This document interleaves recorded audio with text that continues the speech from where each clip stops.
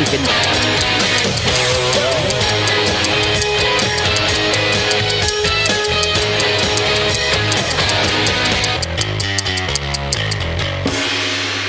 Bonjour à toutes et à tous. Ce matin on reçoit Monsieur Douchina, le conseiller départemental de Bouéni, qui est avec nous sur le plateau, ancien président du conseil général. Président, bonjour.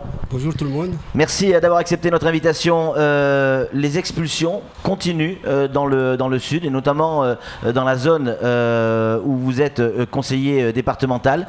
Qu'est-ce que ça vous inspire, ce qui s'est passé ce week-end ? Je crois d'abord devoir rappeler un peu que nous avons tous entendu les propos du préfet qui nous appelle au calme. Nous avons salué tous à l'unanimité ces propos. Cependant, nous demandons à toute la population et surtout aux personnes qui habitent Mayotte, qui ne sont pas originaires de Mayotte, de bien comprendre ce qui se passe. Ce qui se passe, c'est qu'on n'est pas contre les étrangers. On sait très bien que dans tous les pays, on a besoin d'étrangers. Nous-mêmes, nous allons à l'étranger pour pouvoir vivre, pour pouvoir importer des choses. Cependant, nous avons ici deux types d'étrangers parce qu'on a plusieurs profils d'étrangers. Nous avons des gens qui viennent ici parce qu'ils souffrent chez eux, ils pensent qu'on peut avoir une vie meilleure ici. Ces gens-là, on les accueille vraiment à bras ouverts. Nous avons des gens qui viennent ici juste pour voler, pour piller. Ces gens-là, ne sont pas de bienvenus. Et nous avons aussi un autre profil de gens qui sont venus avec beaucoup d'idéologie pour déstabiliser Mayotte. Ces gens non plus ne sont pas les bienvenus à Mayotte. Quel est le but de déstabiliser Mayotte ? L'objectif final, c'est quoi ? Déstabiliser Mayotte, parce que c'est des gens, j'ai bien dit, c'était avec idéologie. Oui. Ils ont pris l'indépendance chez eux, mais ils voudraient forcer Mayotte à prendre l'indépendance. Or, c'est un choix de société que chacun fait. Nous reconnaissons, je l'ai toujours dit, le choix de société qui a été fait par les trois îles. Personne n'a jamais mis ça en cause à Mayotte. Et il y en a qui veulent nous forcer à faire ce choix de société.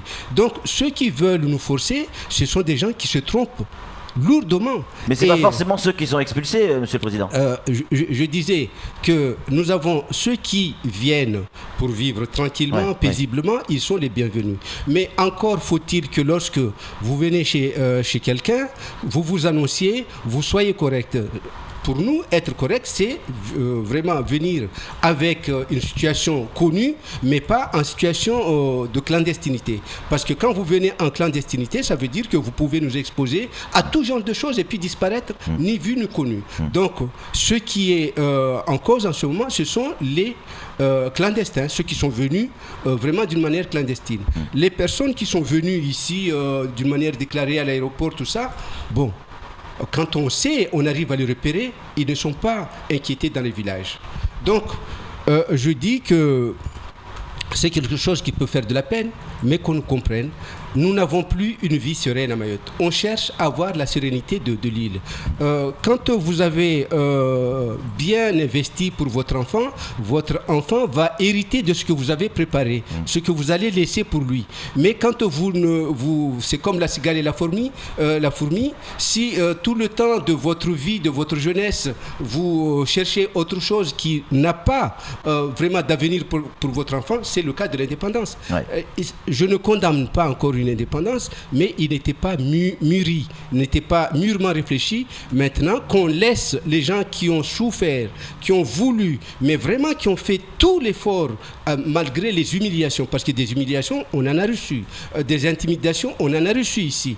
Donc maintenant, Mayotte, quel que soit ce qu'on puisse dire, et à retrouver un certain équilibre, je crois qu'il est tout à fait du droit des Mahorais maintenant de réclamer, de vouloir à tout prix maintenir cet équilibre. Ces gens qui sont expulsés, encore une fois, je dis que ceux qui ont les papiers, qu'on étudie comment on peut les laisser. Mais ceux qui n'ont pas de papier, je suis désolé, je suis de ceux qui, et j'encourage toute la population mahoraise à continuer pour les gens qui n'ont pas de papier, qui vivent ici. Vous encouragez la population mahoraise à procéder à ces expulsions?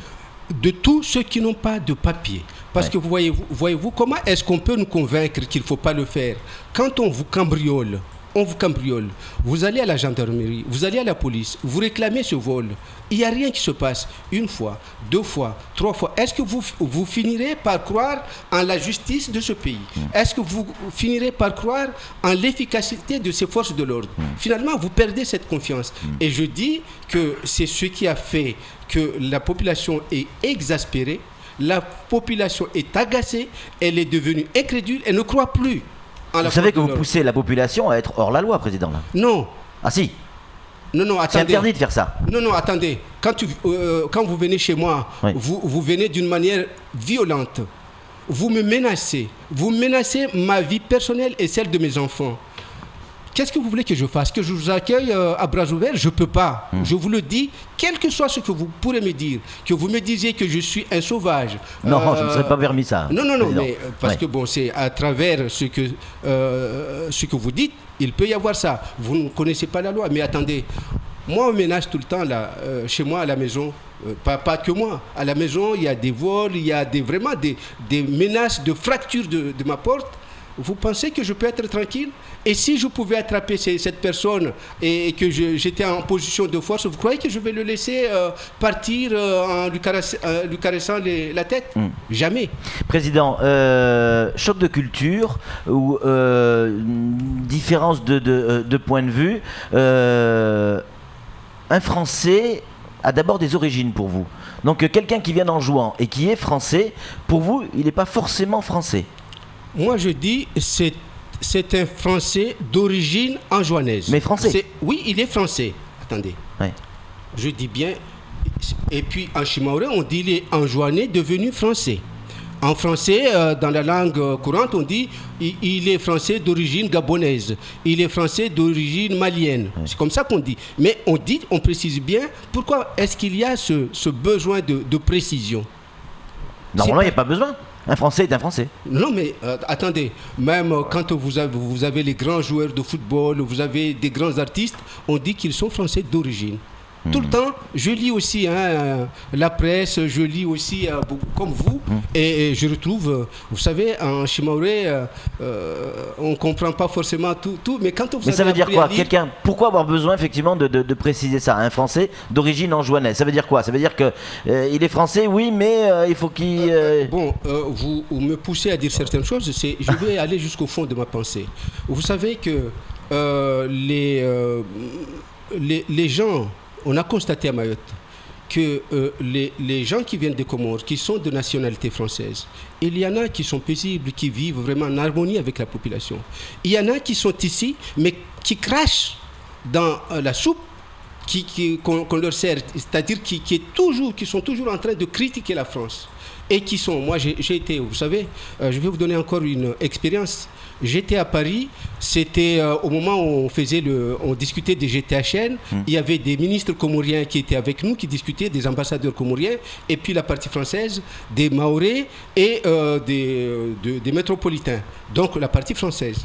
Et dehors, on était au Quai d'Orsay, il y avait beaucoup de bruit. C'est des gens qui insultaient la France, qui insultaient les Comoriens qui participaient aux discussions. Et quand on est sorti pour voir la police, toutes ces personnes-là avaient la nationalité française. Ils étaient en France, ils insultaient la France.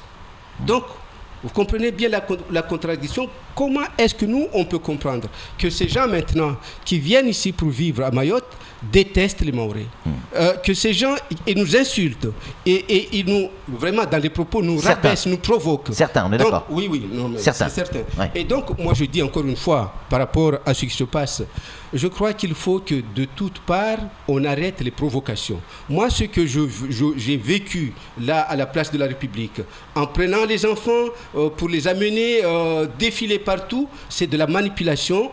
On prend des enfants, moi je crois qu'on si il y avait de l'intelligence chez certains, au lieu de prendre ces enfants-là, de les manipuler, je crois qu'il aurait été plutôt intelligent, il serait bien inspiré de voir avec la population mahoraise, avec les responsables, en mettant en place une délégation pour rencontrer les gens, qu'est-ce qu'on peut faire avec ces gens-là? Est-ce qu'on peut trouver une façon d'obtempérer de part et d'autre? Mais au lieu de ça, de venir nous rencontrer, non, on va manipuler les enfants, on veut donner des images de la communication à l'international. Moi, je dis, ça ne nous dérange pas dans notre façon de voir les choses. Parce que pour les Mahorais, c'est tellement important, la situation qu'il a conquise après tant d'humiliations, tant de provocations de l'époque d'avant, l'indépendance des Comores, et qu'ils pourront faire tout, c'est pas ce qui va nous déstabiliser. Samuel Bocher, le rédacteur en chef de France Mayotte Matin, a une question à vous poser, Président. Difficile de ne pas être d'accord avec vous, Président. En attendant, nous avons aussi des responsabilités, nous, Mahorais. Je vois par exemple ce qui se passe sur le cas de Bouéni, où sur les 22 personnes irrégulières, en situation régulière, qui ont été expulsées, quand on regarde bien les attestations d'hébergement, sur 22, il y en a quand même 20 de complaisance. Oui, voilà. Et encore une fois, qu'on comprenne la population quand elle dit « nous voulons que tout soit régulier ». On nous a appris à l'école, on nous apprend dans la vie de tous les jours que la France est un État clean. Quand on ne peut pas tricher. Quand vous êtes à l'école, on ne vous permet pas. Ça fait partie de la culture qu'on vous inculte. Et on veut que maintenant nous jouions avec des gens qui trichent. Non, on ne peut pas. Que vous soyez français, vous pouvez le démontrer, vous avez votre place à Mayotte. Vous n'êtes pas français, mais vous êtes venu en situation régulière, vous avez votre place à Mayotte. On n'est pas, obnubilé par le fait qu'il faut seulement être français, même si vous êtes étranger, mais en situation régulière, vous avez votre place. 2 mots pour conclure. Vous avez vu cette vidéo de cette menace terroriste de la part d'une personne. Qu'est-ce que ça vous inspire? Est-ce qu'il faut le prendre au sérieux? Est-ce qu'il faut s'en inquiéter ou pas? Je dis qu'il faut le prendre très au sérieux. En tout cas, moi, je le prends très au sérieux parce que vous savez, ça fait partie du profil de personnes que je dis qui sont bons pour vraiment déstabiliser Mayotte. Et des gens comme ça, je ne trouve pas le mot, qui aiment déstabiliser, il y en a plein. Et ces gens-là qui, au nom de l'islam, attendez, moi, de quel droit il me dit que je ne suis pas musulman ici en vivant avec les Blancs? Pas un bon musulman. Oui, il dit que les Mahorais ne sont pas de bons musulmans parce qu'ils vivent avec des Blancs. Oui. Là où il est en Égypte, si j'ai bien compris. Mais en Égypte, que je sache, les gens ne sont pas noirs. Et pourquoi il va là-bas? Et pourquoi il ne va pas seulement dans les pays africains où les gens sont noirs? Donc, moi je dis qu'il y a beaucoup d'inquiétude. Il parle dans quelle langue pour ceux il parle en comorien, en citant beaucoup de textes en arabe. Wallahi billahi, c'est au nom de Dieu. Oui. Il emploie des termes arabes, mais il s'est exprimé en comorien, le monsieur. Ça vous fait peur? Et d'ailleurs, quand j'écoute bien, c'est pas du grand comorien, c'est de l'anjouanais qu'il a. Vous ferez écouter la vidéo à tout le monde ici, on saura reconnaître parce que nous, dans le comorien, on distingue bien le grand comorien de l'anjouanais, du moélien. Donc, c'est un anjouanais qui s'est exprimé. Ça vous fait peur quand vous voyez cette vidéo? Moi, je dis que ça m'a... Quelle attitude il faut avoir? Rapidement, c'est fini. Beaucoup de prudence et puis aussi être attentif à ceux qui rentrent. D'ailleurs, moi, j'aurais bien voulu que l'image soit diffusée à la télévision pour que ça soit reconnu, que cet individu soit repérable dès qu'il mettrait les pieds. Mais j'espère qu'avant de pouvoir mettre les pieds ici, il sera zigouillé ailleurs. Merci beaucoup pour votre témoignage, Président. C'est tout pour ce temps de parole. Tout de suite, la suite de nos programmes.